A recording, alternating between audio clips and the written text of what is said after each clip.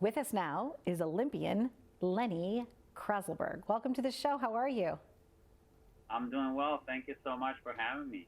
So excited to have you here. You have such an interesting journey because you grew up in Russia, but then somehow ended up here in the States. Can we talk a little bit about that transformation for you? Yeah, absolutely. So I grew up in Odessa, former Soviet Union, in the mid 80s. Was born in the mid 70s, but my youth was mid 80s.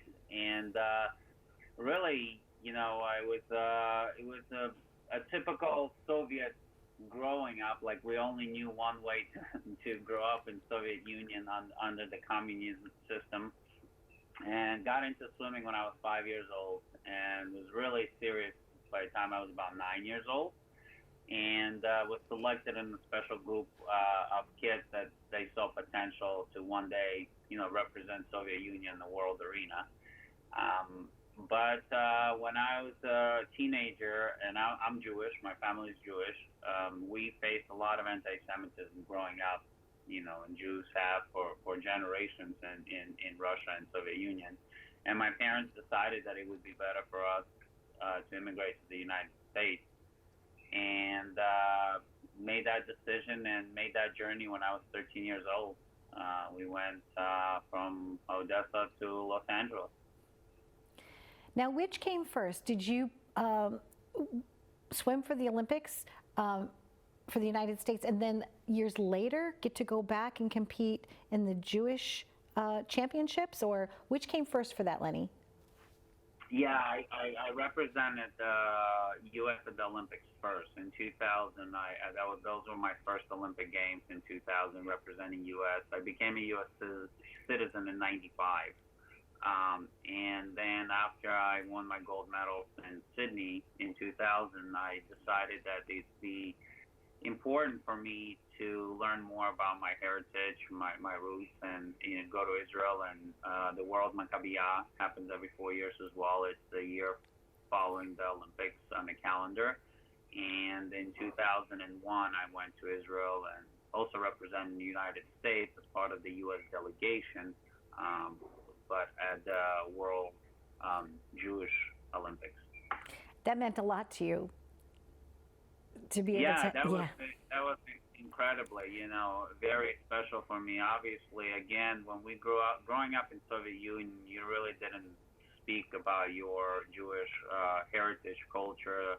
You kind of kept it on a hush hush.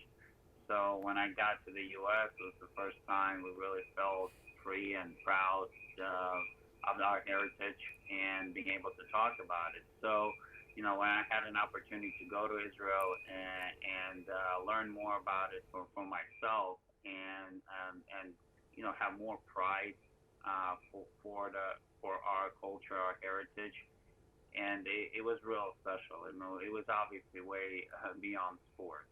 It was on a human level. So wonderful. So when you were on that, that, I guess, podium, if you will, what went through your mind in the moment? It must have been surreal for you.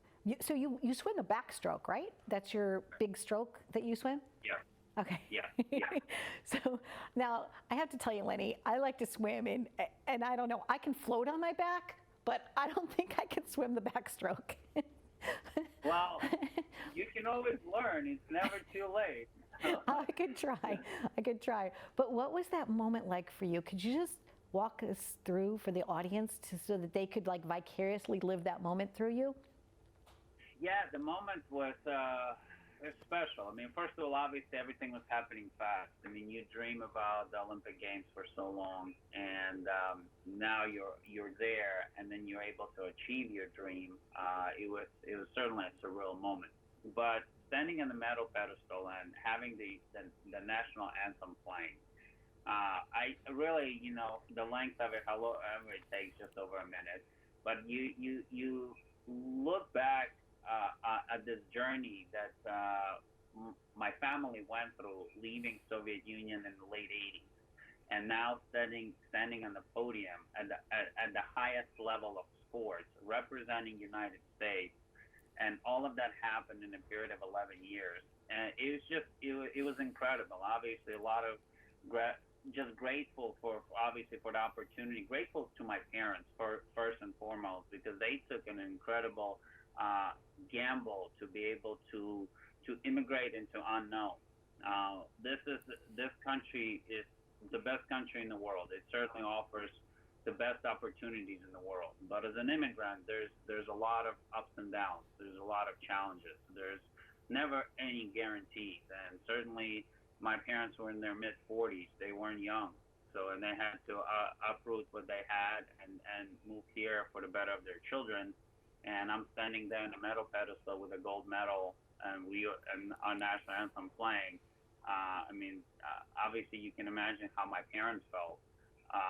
And then for me, it was just it was this journey, continuing journey to opportunity and being able to make the most out of it.